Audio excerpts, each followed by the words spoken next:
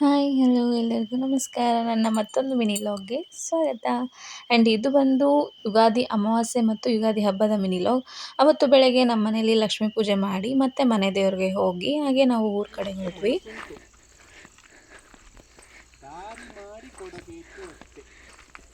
ದಾರಿನೇ ಡಬ್ಬ ಥರ ಇದೆ.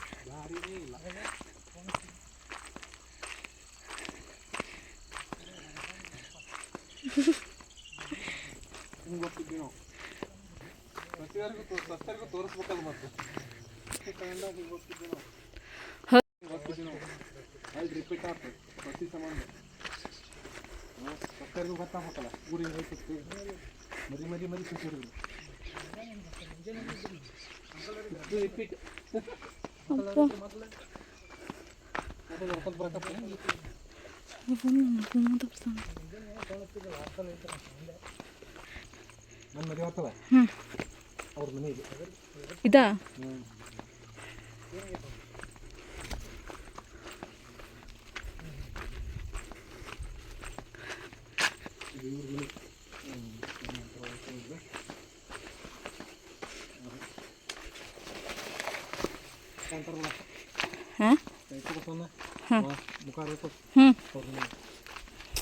ಅಲ್ಲ ಸತ್ಕೊಂಡ್ ಬಂದಾಗ ಒಮ್ಮೆ ಬರೀ ಬಿದ್ದಿರೋ ಊರನ್ನ ತೋರಿಸ್ಕೊಂಡು ಇಂಟ್ರಡಕ್ಷನ್ ಕೊಟ್ಟರೆ ನೋಡೋರಿಗೆ ಇಂಟ್ರೆಸ್ಟ್ ಹೋಗುತ್ತೆ.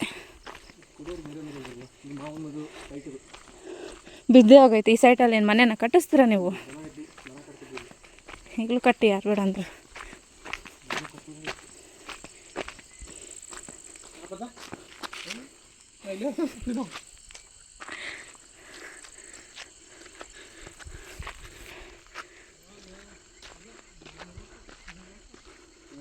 ಅಲ್ಲ ಈ ಮನಿ ಇದಾದ್ಮೇಲೆ ಬಂದೇ ಇಲ್ಲ.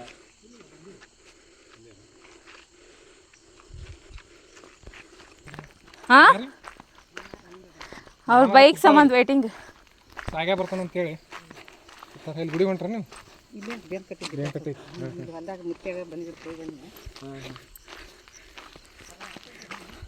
ಅವ್ರ ಅಜ್ಜಿಗೆ ಮುತ್ತೆ ಅಂತ ಹೆಂಗತ್ತಾರ ನೋಡ.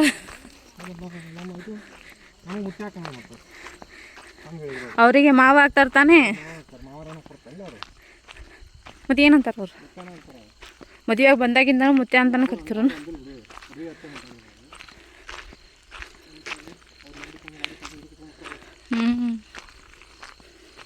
ಆಲ್ಮೋಸ್ಟ್ ಕತ್ಲೆ ಅಂತೂ ಆಯ್ತು ಬರೋಷ್ಟೊತ್ತಿಗೆ. ಕಬ್ಬು ಮತ್ತೆ ಚಿಗ್ತಾ ಬಿಟ್ಟು ನೋಡಿದ್ರೆ ಸೆಕೆಂಡ್ ರೌಂಡ್ ಅಲ್ಲ.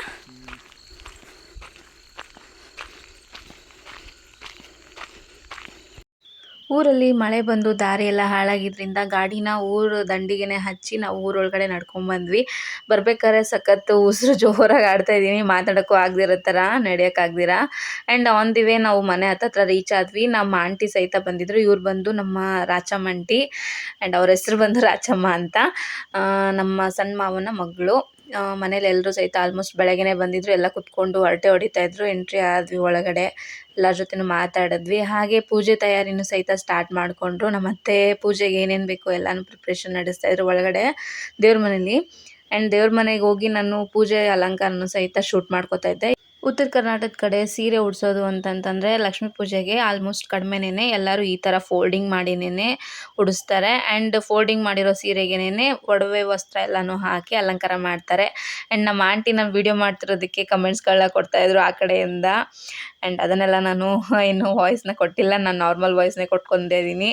ಆ್ಯಂಡ್ ಅದಕ್ಕೆ ಕೆಳಗಡೆ ಜೋಳ ಹಾಕ್ತಾರೆ, ಅಕ್ಕಿ ಹಾಕಲ್ಲ. ಜೋಳ ಹಾಕಿ ಕಳಸನೂ ಪ್ರತಿಷ್ಠಾಪನೆ ಮಾಡಲ್ಲ, ಬರೀ ನೀರು ತುಂಬಿದಂತಹ ಒಂದು ತಮ್ಗಿನ ಇಟ್ಟು ಅದ್ರ ಮುಂದೆ ಸೀರೆನ ಮಡ್ಚಿರೋ ಸೀರೆನ ಇಟ್ಟು ಅಲಂಕಾರ ಮಾಡ್ತಾರೆ.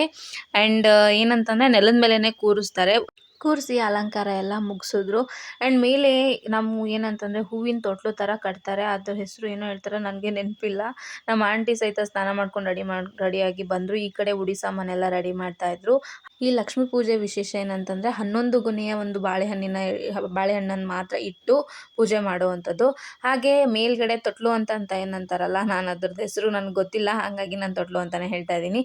ಅದನ್ನು ಒಂದು ರಟ್ಟಲ್ಲಿ ಹೂವಿನ ಇದರಲ್ಲಿ ಅಲಂಕಾರಕ್ಕೆ ಮಾಡ್ತಾರೆ. ಅದನ್ನು ನನ್ನ ತಂಗಿದಿರು ಮಾಡ್ತಾಯಿದ್ರು. ಆ ಕಡೆ ಏನೋ ಅವ್ರಿಗೆ ನೀಟಾಗಿ ಜಲ್ದಿ ಪೋಣಿಸೋಕೆ ಬರ್ತಿರ್ಲಿಲ್ಲ ಅಂತ ಅಂದ್ಬಿಟ್ಟು ನಮ್ಮ ಅತ್ತೆ ಇಸ್ಕೊಂಡು ಮಾಡ್ತಾಯಿದ್ರು. ಅದೇ ಗ್ಯಾಪಲ್ಲಿ ನಮ್ಮ ಮನೆಯವರು ಅದನ್ನ ಇಟ್ಕೊಂಡು ಹೆಂಗ್ ಮಾತಾಡ್ತಿದ್ದಾರೆ ನೋಡಿ ಅವ್ರ ತಂಗಿ ಜೊತೆ. ಇದು ಬೆಸ್ಟ್ ಎಲ್ಲಿ ಇದು ವೇಸ್ಟ್ ಬಡಿ ವೇಸ್ಟ್ ಬಡಿ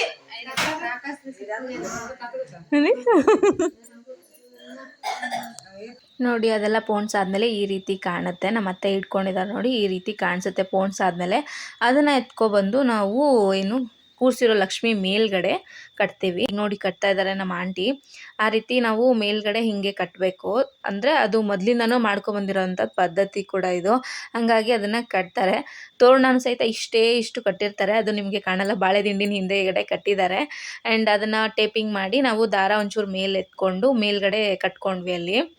ಇಷ್ಟೆಲ್ಲ ಆದಮೇಲೆ ಲಕ್ಷ್ಮಿ ಏನೋ ಕೂರಿಸಿದ್ದಾಯಿತು, ಪೂಜೆ ಆಗಬೇಕಲ್ಲ. ಹಾಗೆ ಪೂಜೆ ಎಲ್ಲ ಮಾಡಿ ದೀಪ ಅಂಟಿಸಿ ಇನ್ನು ಆರತಿ ಎಲ್ಲ ಮಾಡಿದ್ವಿ. ಹಾಗೆ ನಾವೆಲ್ಲರೂ ಸ್ನಾನ ಮಾಡಿಕೊಂಡು ಬಂದು ಲಕ್ಷ್ಮಿಯರು ಕೂತ್ಕೊಂಡ್ವಿ 5 ಜನ. 4 ಜನ ಹೆಣ್ಮಕ್ಳಾದರೆ ಒಬ್ಬ ಹುಡುಗ ಕೂರಿಸ್ತೀವಿ. ನಮ್ಮ ಮನೇಲಿ ಪದ್ಧತಿ ಅದು. ಹಾಗಾಗಿ ಎಲ್ಲರೂ ಸಹಿತ ಕೂತ್ಕೊಂಡ್ವಿ. ನೋಡಿ ಇವರೇ ನಮ್ಮ ಆಂಟಿದಿರು, 3 ಜನನೂ ಆಂಟಿದಿರು. ಆ ಕಡೆ ಈ ಕಡೆ ನಾನು ಮತ್ತು ನನ್ನ ತಮ್ಮ ಕೂತಿದ್ವಿ. ಆ್ಯಂಡ್ ಎಲ್ಲರೂ ಕೂತ್ಕೊಂಡ್ವಿ. ನಮ್ಮ ಅತ್ತೆ ಬಂದು ನಮ್ಮೆಲ್ರಿಗೂ ಸಹಿತ ಫಸ್ಟು ಏನು ಕುಂಕುಮ ಎಲ್ಲ ಹಚ್ಚಿ ಆಮೇಲೆ ಉಡಿ ತುಂಬಿ ಆರತಿಯನ್ನು ಮಾಡ್ತಾರೆ. ಆರತಿ ಎಲ್ಲ ಮಾಡಾದಮೇಲೆ ನಮಗೆ ಪ್ರಸಾದವನ್ನು ತಂದು ಕೊಡ್ತಾರೆ. ಅದೆಲ್ಲ ಪ್ರಸಾದ ನಾವು ಸೇವಿಸೋಕ್ಕಿಂತ ಮುಂಚೆ ಮನೇಲಿ ಒಬ್ಬರು ದೀರ್ಘದಂಡ ನಮಸ್ಕಾರನ ಮಾಡ್ತಾರೆ. ಅದು ನಮ್ಮ ಮನೆಯವರೇ ಮಾಡಿದ್ರು, ನೋಡ್ಬೋದು ವಿಡಿಯೋದಲ್ಲಿ ನೀವು ಮುಂದೆ. ಅವರು ದೀರ್ಘದಂಡ ನಮಸ್ಕಾರ ಮಾಡಾದ್ಮೇಲೆ ನಾವು ಪ್ರಸಾದನ ತಗೊಳ್ತೀವಿ. ಮನೇಲಿ ಲಕ್ಷ್ಮಿ, ಸುಖ, ಶಾಂತಿ, ನೆಮ್ಮದಿ ಎಲ್ಲನೂ ಸಹಿತ ನೆಲೆಸಲಿ ಅಂತ ಹರಿಸ್ತಾ ನಾವು 5 ಜನ ಮುತ್ತೈದೆಯರು ಸಹಿತ ಪ್ರಸಾದನ ತಗೋತೀವಿ. ಆ್ಯಂಡ್ ಪೂಜೆದ್ದು ಸಹಿತ ನಾನು ವಿಡಿಯೋ ನೋಡ್ಬೋದು ನೀವು. ವಿಡಿಯೋ ಹಾಕಿದ್ದೀನಿ ನಾನು. ಲಕ್ಷ್ಮೀ ಪೂಜೆ ದೇವ್ರ ಮನೇಲಾಗಿದೆ. ದೇವ್ರ ಜಗಲಿ ಬೇರೆ ಮತ್ತು ಲಕ್ಷ್ಮಿ ಕೂರಿಸಿರೋ ಜಾಗ ಬೇರೆ. ಆ್ಯಂಡ್ ಲಕ್ಷ್ಮಿ ಏನೋ ಕೂರಿಸಿದ್ದಾಗಿತ್ತು, ಅದು ಸಹಿತ ಅಲ್ಲಿ ಪೂಜೆನೂ ಮುಗ್ದಿತ್ತು. ಇಲ್ಲಿ ಕಡೆ ದೀರ್ಘದಂಡ ನಮಸ್ಕಾರ ನಮ್ಮ ಮನೆಯವ್ರು ಹೊಡೆದಿದ್ದಾಗಿತ್ತು. ನಾವು ಊಟನ ಸ್ಟಾರ್ಟ್ ಮಾಡ್ಕೊಂಡ್ವಿ. ಊಟ ಎಲ್ಲ ಮುಗಿಸ್ಕೊಂಡು ನಾವು ಸಹಿತ ದೇವಿಗೆ ಆರತಿ ಮಾಡಿ ನಮ್ಮ ಒಂದು ಏನು ಮುತ್ತೈತನದ ಒಂದು ಪೂಜೆನ ಮುಗಿಸ್ಕೊಂಡ್ವಿ. ಅದೆಲ್ಲ ಆದಮೇಲೆ ಮನೇಲಿರೋರು ಎಲ್ಲರೂ ಸಹಿತ ಊಟ ಮಾಡ್ತಾರೆ. ಅಲ್ಲಿ ತನಕ ಮನೇಲಿರೋರಿಗೆ ಯಾರಿಗೂ ಊಟಕ್ಕೆ ಕೊಡೋಲ್ಲ. ನಮ್ದಾಗೋ ತನಕನೂ ಲಕ್ಷ್ಮಿಯರು ಅಂತ 5 ಜನ ಏನು ಕೂತಿರ್ತೀವಿ, ನಮ್ದಾಗೋ ತನಕ ಮನೇಲಿರೋರಿಗೆ ಯಾರಿಗೂ ಕೊಡೋಲ್ಲ. ನಮ್ಮದೆಲ್ಲ ಆಗಿತ್ತು. ಅವ್ರದ್ದು ಊಟ ಎಲ್ಲ ಮುಗಿಸ್ಕೊಂಡು ಮಲ್ಕೊಳ್ಳೋಕ್ಕೆ ಅಂತ ಬಂದ್ವಿ. ಮಲ್ಕೊಳ್ಳೋಕ್ಕೆ ಅಂತ ಬಂದಾಗ ನೈಟ್ 12 ಗಂಟೆ ಆಗಿತ್ತು. ಎಲ್ಲರೂ ಮಾತಾಡಿಕೊಂಡು ತುಂಬ ದಿವಸದ ಮೇಲೆ ಸೇರಿದ್ರು ಅಂತ ಅಂದ್ಬಿಟ್ಟು ಮಾತಾಡ್ತಾ ಮಲ್ಗೋಷ್ಟೊತ್ತಿಗೆ 1 ಗಂಟೆ ಆಗಿತ್ತು. ಬೆಳಗ್ಗೆ ಎದ್ದು ನಾನು ಒಂದು ಸ್ವಲ್ಪ ಹೊತ್ತು ವಾಕ್ ಎಲ್ಲ ಮಾಡ್ಕೊಂಡು ಬಂದು ಸ್ನಾನ ಮಾಡಿ ರಿಫ್ರೆಶ್ ಅಪ್ ಆಗಿ ಟಿಫನ್ಗೆ ಅಂತ ಬಂದ್ವಿ. ನಮ್ಮ ಅತ್ತೆ ಉಪ್ಪಿಟ್ಟು ಮತ್ತು ಚುರುಮುರಿ ಮಾಡಿಕೊಟ್ಟಿದ್ರು. ಆ್ಯಂಡ್ ಉತ್ತರ ಕರ್ನಾಟಕದಲ್ಲಿ ಇದು ಫೇಮಸ್ಸು. ಆ್ಯಂಡ್ ನಾವು ಸಹಿತ ಟಿಫನ್ ಎಲ್ಲ ಮಾಡಿಕೊಂಡು ಅಲ್ಲಿಂದ ನಾವು ಜಲ್ದಿ ಹೊರಡಬೇಕಿತ್ತು. ಯಾಕಂದರೆ ಯುಗಾದಿ ಹಬ್ಬ ಆಗಿದ್ದರಿಂದ ಮನೇಲೂ ಸಹಿತ ಪೂಜೆ ಆಗಬೇಕಿತ್ತು. ಹಾಗಾಗಿ ಯುಗಾದಿ ಹಬ್ಬದಲ್ಲಿ ನಮ್ಮೂರ ಕಡೆ ಬೇವು ಮತ್ತು ಹೂವು, ಬೆಲ್ಲ, ಹುಳಿಯನ್ನು ಹಿಂಡಿ ಒಂದು ಜ್ಯೂಸನ್ನ ಮಾಡಿಕೊಡ್ತಾರೆ. ಅದನ್ನು ಸಹಿತ ಮಾಡಿ ದೇವರಿಗೆ ಪ್ರಸಾದ ಅಂತ ನೈವೇದ್ಯ ಹಿಡಿತಾರೆ. ಅದನ್ನೆಲ್ಲ ಕೊಡ್ಕೊಂಡು ನಾವಂತೂ ಬಂದಿದ್ದು ಪಾಪೇಶ್ವರ ದೇವಸ್ಥಾನಕ್ಕೆ. ಆನ್ ದಿ ವೇ ನಮ್ಮ ಆಂಟಿ ಅವ್ರದ್ದು ಹೊಲ ಬರುತ್ತೆ. ಹಾಗೆ ಅಲ್ಲಿ ಹೊಲನೂ ಸಹಿತ ನೋಡಿಕೊಂಡು ದೇವಸ್ಥಾನಕ್ಕೆ ಬಂದ್ವಿ. ಈ ಲಿಂಗುವಿನ ಒಂದು ವಿಶಿಷ್ಟತೆ ಏನಂತಂದರೆ ಊರನ್ನು ಉಳ್ಸೋಕ್ಕೋಸ್ಕರ ತಾನೇ ಉದ್ಭವ ಆಗಿ ಬಂದಂತಹ ಪಾಪೇಶ್ವರ ಲಿಂಗ.